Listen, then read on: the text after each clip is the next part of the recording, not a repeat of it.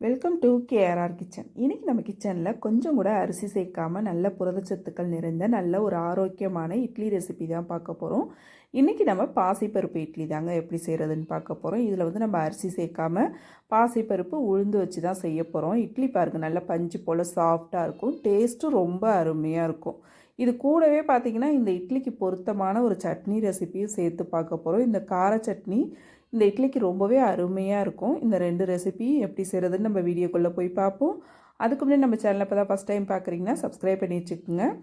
கூடவே bell simple press பண்ணி ஆளுங்கிற ஆப்ஷனையும் ப்ரெஸ் பண்ணி வச்சுக்கோங்க. அப்போ தான் நான் போகிற வீடியோஸ் எல்லாம் உங்களுக்கு தொடர்ந்து நோட்டிஃபிகேஷனில் ஒன்றுக்கு ஒன்றே கிடச்சிக்கிட்டு இருக்கும். இப்போ வாங்க இந்த பாசிப்பருப்பு இட்லியும் கார சட்னியும் எப்படி செய்கிறதுன்னு பார்த்துடலாம். இன்றைக்கி பாசிப்பருப்பு இட்லி செய்யறதுக்கு பார்த்திங்கன்னா 2 கிளாஸ் அளவுக்கு பாசிப்பருப்பு எடுத்துக்கிறேன். டீ குடிக்கிற கிளாஸால் 2 கிளாஸ் அளவுக்கு அளந்து எடுத்துருக்கேன். அதே கிளாஸால் பார்த்திங்கன்னா அரை கிளாஸ் அளவுக்கு வெள்ளை உருட்டு உளுந்து எடுத்துக்கிறேன். இது கூடவே பார்த்திங்கன்னா 1 டீஸ்பூன் அளவுக்கு வெந்தயம், அப்புறம் ஒரு 2 டேபிள் ஸ்பூன் அளவுக்கு ஜவ்வரிசி சேர்த்துக்கிறேன். ஜவ்வரிசி சேர்க்கும் போது இட்லி நல்லா சாஃப்டாக பஞ்சு போல் கிடைக்கும். அதே மாவில் நம்ம தோசை ஊற்றும் போது பார்த்திங்கன்னா நல்லா மொறுமொறுப்பாக கிடைக்கும். இப்போ இது நல்லா ஒரு 2-3 தடவை கழுவிட்டு நல்ல தண்ணி ஊற்றி நல்லா ஒரு 4 மணி நேரத்துக்கு ஊற வச்சு எடுத்துக்குவோம். இப்போ பாருங்கள் பாசிப்பருப்பு உளுந்து நல்லாவே ஊறி வந்துருச்சு. இப்போ நம்ம மாவை அரைச்சிக்குவோம். அதுக்கு வந்து பார்த்திங்கன்னா நம்ம ஊற வச்ச தண்ணியை நல்லா வடிகட்டி எடுத்துக்கோங்க. அது கூட வந்து நல்லா ஃப்ரெஷ்ஷான தண்ணி தான் சேர்த்து நம்ம அரைக்கணும். அப்போ தான் மாவு வந்து சீக்கிரம் புளிச்சு வராது.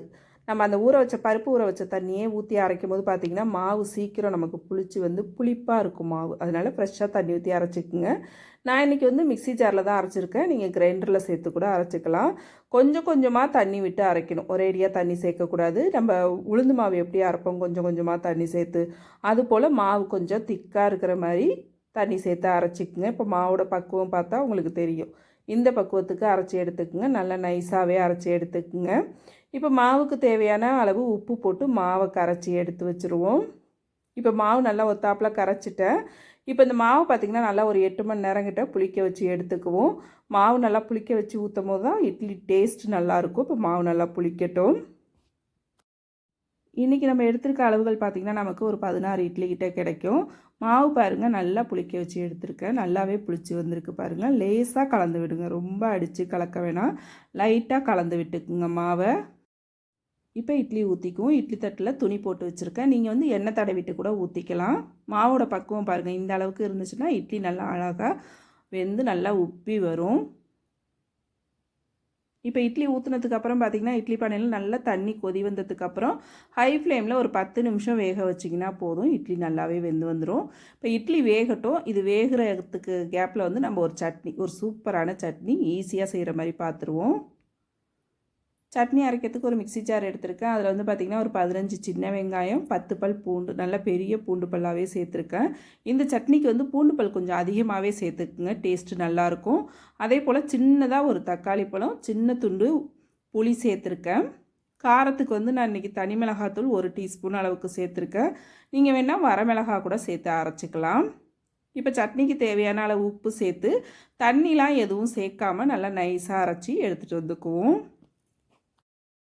இப்போ சட்னி பாருங்கள் நல்லா நைஸாக அரைச்சி எடுத்து வந்துட்டேன். இது ஒரு பாத்திரத்துக்கு மாற்றிக்கிறேன். இந்த சட்னியில் வந்து பார்த்திங்கன்னா நம்ம எந்த இடத்துலையும் தண்ணி சேர்க்கக்கூடாது. தண்ணி சேர்க்காமல் அரைக்கிறது தான் அந்த சட்னிக்கு நல்ல ஒரு டேஸ்ட்டு கொடுக்கும். இப்போ இதுக்கு தாளிப்பு பார்த்திங்கன்னா ஒரு 2 டேபிள் ஸ்பூன் அளவுக்கு நல்லெண்ணெயை சூடு பண்ணி அதில் கடுகு, உளுந்து, கருவேப்பிலை, கொஞ்சம் பெருங்காயத்தூள் சேர்த்து தாளிப்பு ரெடி பண்ணியிருக்கேன். எண்ணெய் நல்லா சூடாக அந்த சட்னியில் சேர்த்து கலந்து விடுங்க தாளிப்பை. அவ்வளோதான், நம்மளோட கார சட்னி ரொம்ப சூப்பராக அருமையாக ரெடி ஆகிருக்கு பாருங்கள். இந்த இட்லிக்கு ரொம்பவே அருமையாக இருக்கும். கண்டிப்பாக ட்ரை பண்ணி பாருங்கள். இப்போ இட்லியும் பார்த்திங்கன்னா நல்லா ஒரு 10 நிமிஷம் ஆகிடுச்சு. நல்லாவே வெந்து வந்திருக்கும்.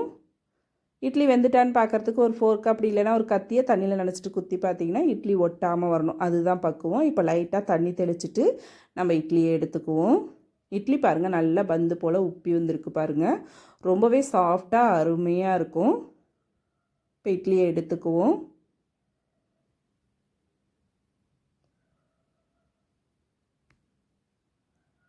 நான் சூடாக எடுக்கிறதுனால கொஞ்சம் துணியில் ஒட்டியிருக்கு. நீங்கள் ஆற வச்சு தண்ணி தெளித்து எடுத்தீங்க அப்படின்னாக்கா இட்லி நல்லா துணியில் ஒட்டாமல் நல்லா அருமையாக வருங்க. இட்லியும் பாருங்கள் நல்லா பஞ்சு போல் சாஃப்டாக இருக்குது. அவ்வளோதான், நம்மளோட பாசிப்பருப்பு இட்லியும் ரொம்ப சூப்பராக அருமையாக ரெடி ஆகிடுச்சு. நான் இன்றைக்கி சொன்ன இந்த 2 ரெசிபியும் ட்ரை பண்ணி பாருங்கள். ரொம்பவே அருமையாக இருக்கும். ட்ரை பண்ணி பார்த்துட்டு எப்படி இருக்குன்னு எனக்கு கமெண்ட் பண்ணுங்கள். என்னோட ரெசிபி பிடிச்சிருந்ததுன்னா லைக் பண்ணுங்கள், ஷேர் பண்ணுங்கள். மறக்காமல் நம்ம கேஆர்ஆர் கிச்சனை சப்ஸ்கிரைப் பண்ணி வச்சுக்கோங்க. நாளைக்கு வேறொரு ரெசிபியோடு சந்திப்போம். தேங்க்ஸ் ஃபார் வாட்சிங்.